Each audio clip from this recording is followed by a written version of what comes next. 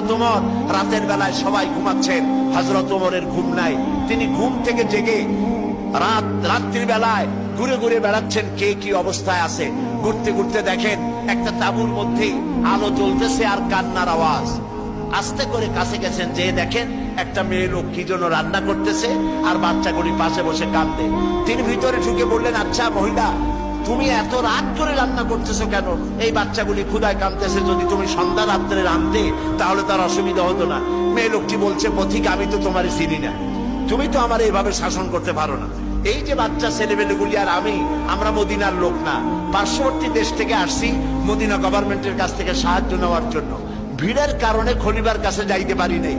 আমার ছেলেগুলি 2-3 দিন না খাওয়া, আর এই যে হাড়ি, ওর মধ্যে কোনো গোশত না, পানি আর পাথর দিয়ে নাড়াচাড়া করতেছি যাতে বাচ্চারা বসে যে গোশত রান্না করতেছি।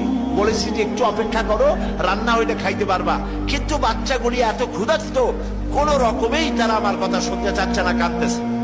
হযরত ওমর বলেন, এটা শুনে আমার মনে হলো যে আমার পায়ের তলা থেকে মাটি খসে যাচ্ছে। হযরত ওমর বললেন, মা তুমি একটু অপেক্ষা করো, দেখি আমি তোমার কোনো উপকার করতে পারি কিনা। হযরত ওমর দৌড় দিলেন। ইতিহাস বলছি, গল্প না। হযরত ওমর বাড়িতে চলে গেলেন। বৃদ্ধ হযরত আসলামকে ডাকলেন, বললেন, আসলাম বস্তা নিয়ে আসো, বাইতুল মালের দরজা খোলো, বস্তার ভিতরে আটা ঢুকাও, পেঁয়াজ ঢুকাও, তরি তরকারি ঢুকাও। ঢুকাবার পরে বললেন, বস্তা বন্দি করে দাও। বস্তা বান্ধা হলো। হযরত ওমর বলেন, আসলাম রে, এবার এই বস্তাটা আমার মাথার উপরে উঠায়া দাও।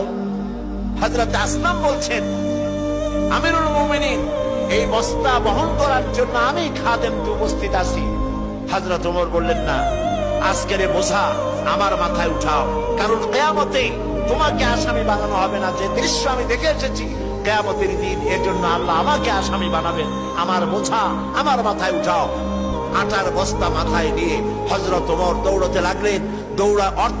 অর্ধেকটা পৃথিবীর প্রেসিডেন্ট হযরত ওমর আটার বস্তা মাথায় নিয়ে দৌড়াচ্ছেন। তাঁবুর কাছে গিয়ে বস্তা ফালালেন। বস্তা খুলে আটা বের করে বললেন, মা রুটি বানাও। নিজে তরকারি কুটলেন, রান্না হয়ে গেল। তিনি বললেন, বাচ্চাদের আমি খাওয়াই, তুমি তোমার মতো খাও। 2 বাচ্চা 2 উরুতে নিয়ে হযরত ওমর বাচ্চাদেরকে রুটি খাওয়াচ্ছেন।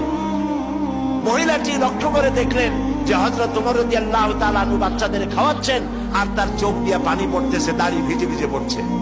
মহিলা বললেন, পথিক, তুমি যে কে আমি তো তোমারে চিনি না, তবে আমার মনে হয় এই দেশের বাদশা ওমর না হইয়া তোমার মতো মানুষ যদি বাদশা হইতো তাহলে আমাদের কপাল বোধহয় আরো ভালো হইতো।